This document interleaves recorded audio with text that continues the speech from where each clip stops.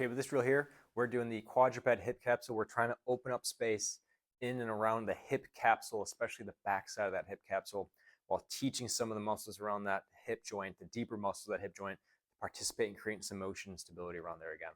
So what we start with is this little bit of internal rotation at the hip. And so what that looks like from here is one hip or one leg is going to go towards the midline, and then the opposite leg is going to come up over top.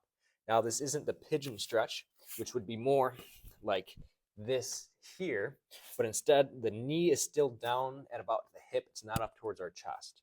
So foot comes towards midline. This leg goes out over top of it, and we sit and sink back just so that this knee is still about hip or belly button height. It's not any higher. What we can do is start to play around where we sit and sink into that, and we'll feel some piriformis and some deep muscles around the glute stretch. But what we really want to do is stay stacked over that knee and hip, and then from here, open the pelvis up without moving the upper half or trunk too much like this. Try to keep everything else stable. And then the key, letting that hip and pelvis drop down, down, down. So here my right pelvis is below my left. I push that left knee into the ground, and now my left pelvis is below the right. Key with this is that we don't let ourselves get too far towards the outside as we open up or drop down. Try to keep that knee directly under the working side hip, and we'll just work through opening up,